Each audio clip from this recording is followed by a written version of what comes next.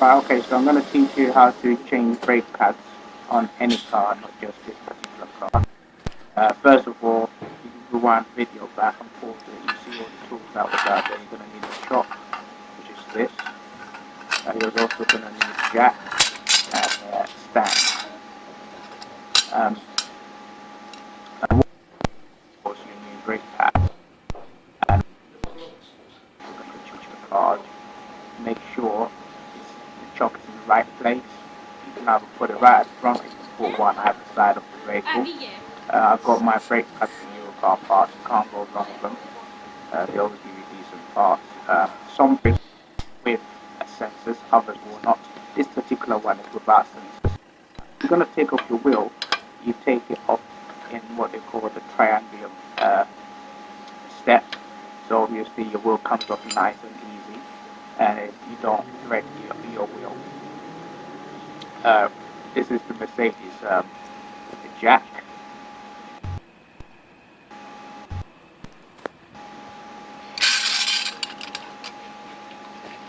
As you can see, I'm moving the shock away to the back of the vehicle, so any pressure that's sent at the back will still stop the car. Of course, bear in mind I've also got my handbrake and my vehicle in gear before I do it.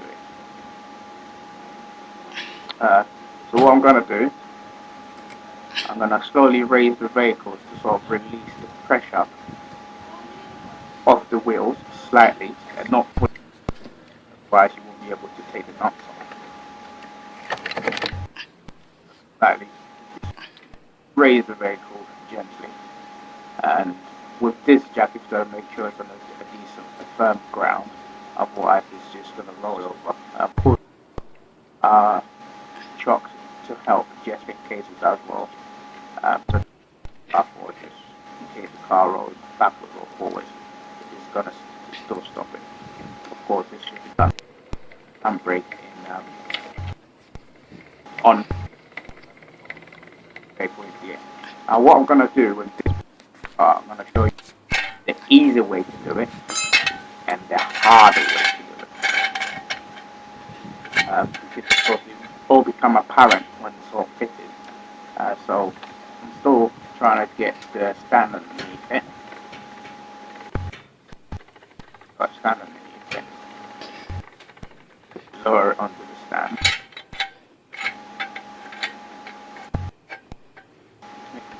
Right place level. Some cars you've got pads and exactly where they're supposed to be. Some other cars you have to locate them. You may have to put under the arm. It's ideal that you use a stand when changing the brake pads or anything beneath your car, as the car weighs by a bit, you might end up killing yourself. Of course, all safety precautions. Uh, as you can see, I've loosened the bolt, so I'm easing it all out with the stand as well as the shock. And it makes it so easy, a lot more easier, and a lot safer. Not just easier, a lot safer.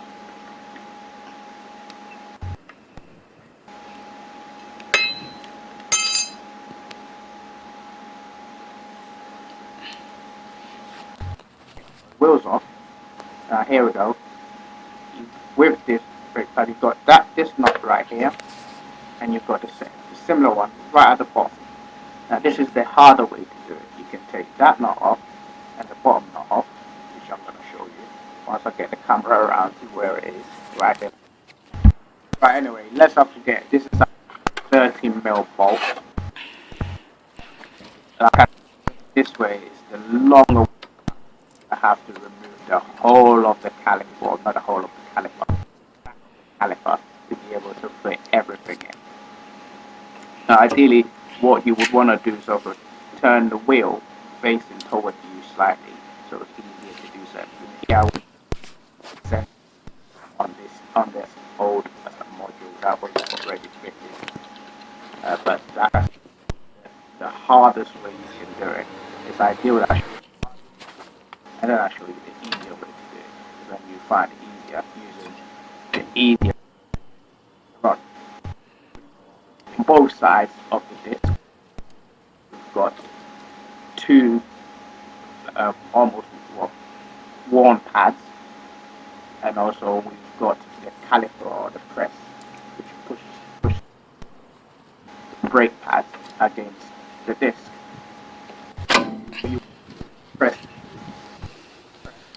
so it goes firmly down, and then you won't have to struggle to put the new pads in. Pads will be a lot thicker than the one you need. So what you need to do is actually press the pressing or the piston so it's firmly flat, which will make it easier to go in. Actually, yeah, press it slightly, but really flat. I go actually by that.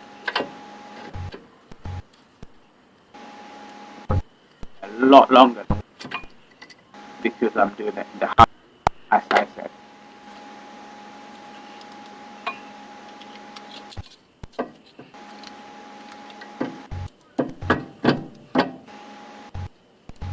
By the way, if you don't have any of these tools that I'm using, then you can go to any local Halfords or Eurocar parts and you will be able to get one of these.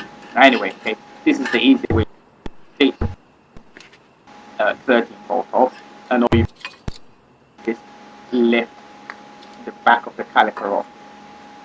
Don't forget you've got to disconnect the sensor, and as well as that, you've got to firmly press the piston in, and you will know by what happens once I put in these new pads in. So these are my new pads going in. Of course, I've done the other side.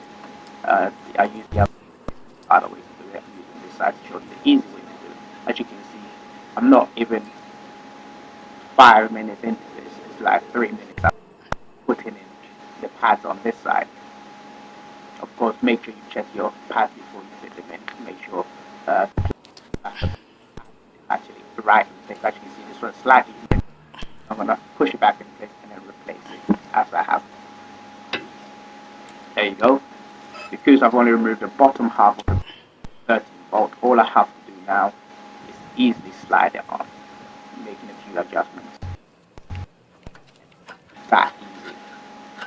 Absolutely simple. So now all I'm going to do is just put my 13 volt on and then put the wheel back on, and that's it. It's all done. Start in the spot.